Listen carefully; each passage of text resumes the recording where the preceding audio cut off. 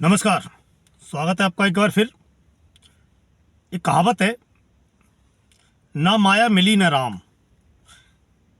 तो ये कहावत महाराष्ट्र के पूर्व मुख्यमंत्री और शिवसेना नेता उद्धव ठाकरे पर एकदम सटीक और फिट बैठती है। उनको ना माया मिली है ना राम मिले।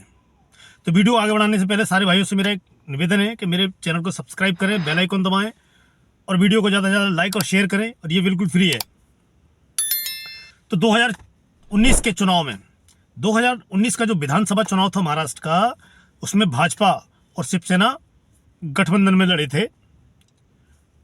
और चूंकि भाजपा महाराष्ट्र में बड़ी पार्टी थी, इसलिए वो 150 सीटों से ज़्यादा लड़ी थी।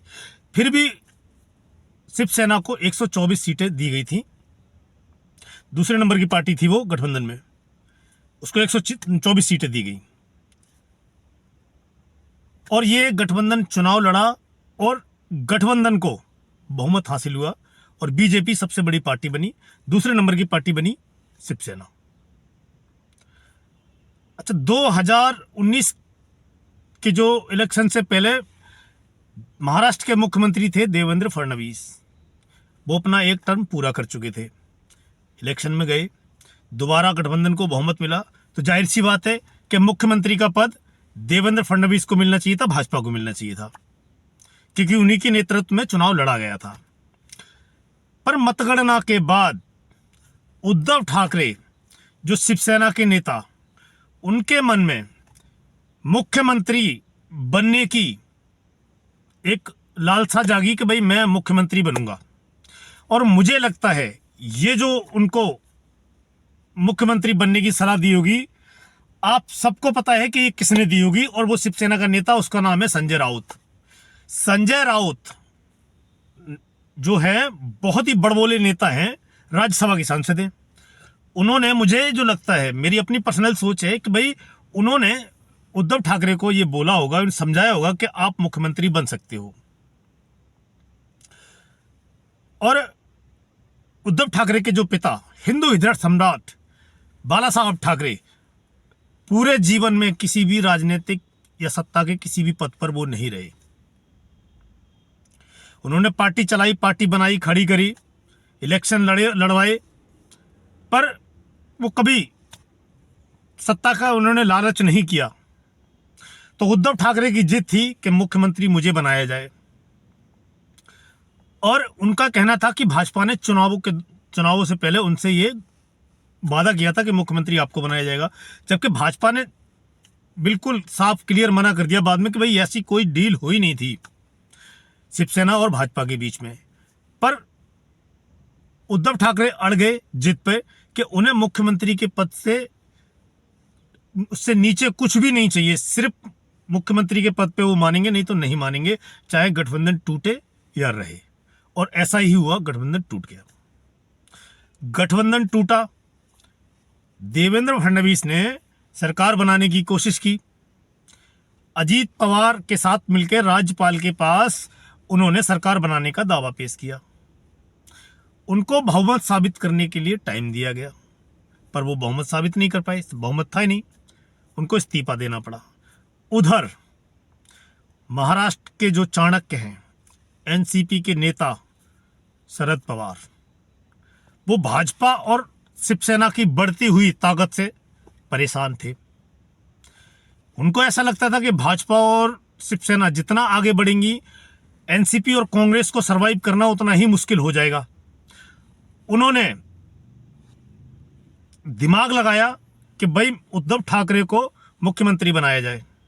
कांग्रेस से बात करी, कांग्रेस तैयार होगी, क्योंकि कांग्रेस का मकसद साहब है भाजपा को रोकना, हिंदूवादी ताकतों को हराना, जो हिंदूवादी पार्टियां हैं उनको हराना। कांग्रेस पर्दे के पीछे, सामने से शरद पवार उद्धव ठाकरे से मिले, बात हुई, मुख्यमंत्री का पद उद्धव ठाकरे को उन्होंने दिया, स्वीकार कर लिया मुख्यमंत्री के रूप में उद्धव ठाकरे को। अब आप ये समझिए कि उद्धव ठाकरे को मुख्यमंत्री बनाकर शरद पवार अपने मकसद में कामयाब हो गए। ऐसा नहीं था कि शरद पवार को उद्धव ठाकरे के साथ सहानुभूति थी, या उद्धव ठाकरे को वो आगे बढ़ाना चाहते थे, या उद्धव ठाकरे की पार्टी को वो आगे बढ़ाना चाहते थे। ऐसा उनका कोई मकसद नहीं था। उनका मकसद उस टाइम पर सिर्फ और सिर्फ ये था कि कैसे भी करके महाराष्ट्र में हिंदूवादी सरकार ना बन पाए और हिंदूवादी ताकतों को दो फाड़ कर दिया जाए, और उन्होंने वो कर दिया, जिसमें वो पूरी तरह कामयाब हुए, सिर्फ उद्धव ठाकरे की जिद की वजह से कि उनको मुख्यमंत्री बनना है। खैर, मुख्यमंत्री बने, 2-2.5 साल वो सरकार चली, बाद में वो सरकार गिर गई और शिवसेना भी दो फाड़ हो गई। शिवसेना के ज्यादातर विधायक भाजपा के साथ आ गए, गठबंधन सरकार बना के शिवसेना उनकी तरफ आ गई। मुख्यमंत्री जो आज हैं शिंदे, तो ये सरकार भी चली गई उद्धव ठाकरे के हाथ से, मुख्यमंत्री पद भी चला गया।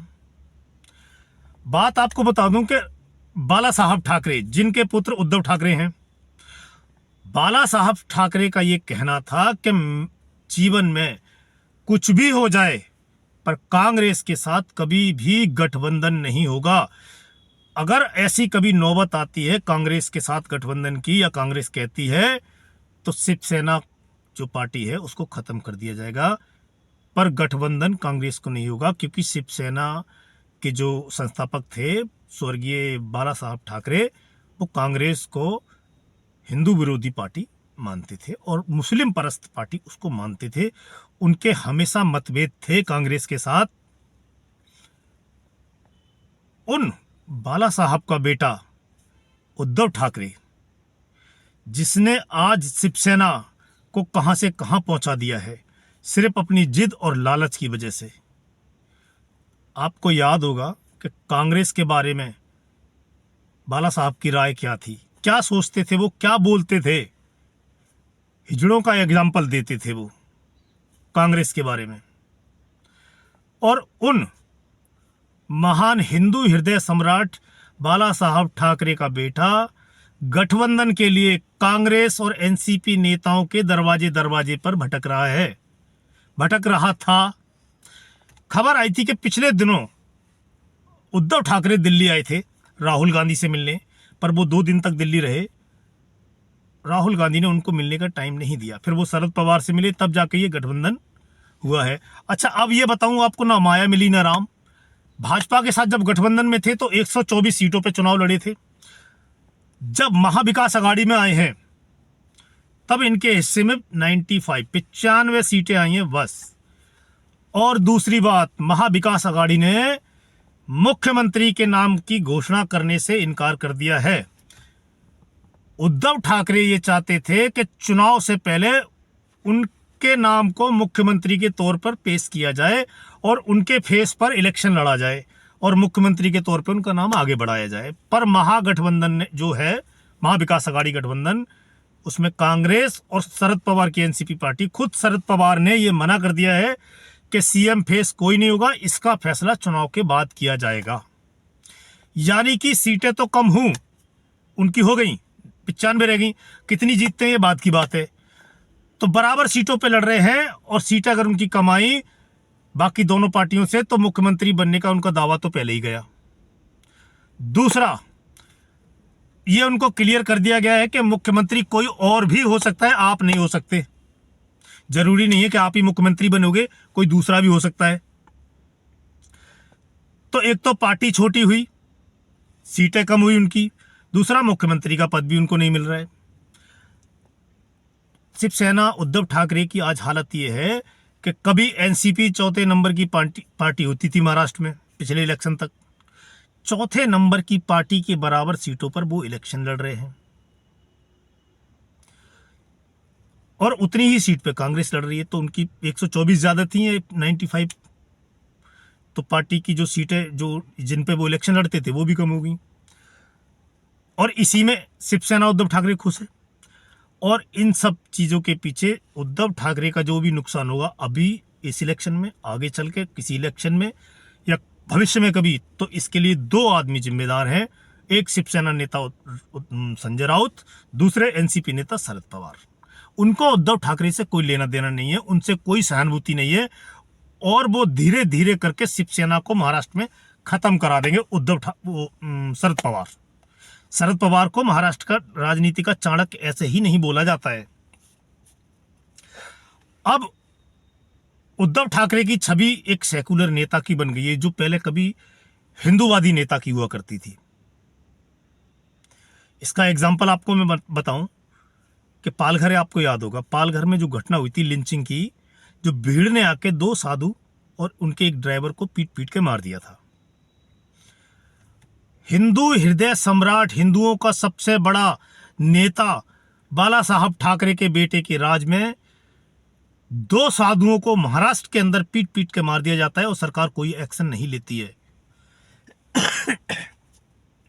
इससे बड़ी और त्रासदी क्या होगी शिवसेना के लिए। कांग्रेस और एनसीपी के दबाव में शिवसेना एक्शन नहीं ले पाती है। अब उनकी छवि उद्धव ठाकरे की मुस्लिम परस्त और हिंदू विरोधी की बन गई है। एक एग्जाम्पल आपको बताता हूं मैं, महाराष्ट्र में आज सर्वे करा लो आप, मुस्लिम कम्युनिटी के अंदर उद्धव ठाकरे मुख्यमंत्री फेस के रूप में सबसे आगे हैं। कुछ तो किया है ना, तभी मुस्लिम उनको एक्सेप्ट कर रहे हैं और हिंदू की राजनीति करने का उनका जो एक लेवल था उन पे, वो हट गया है अब।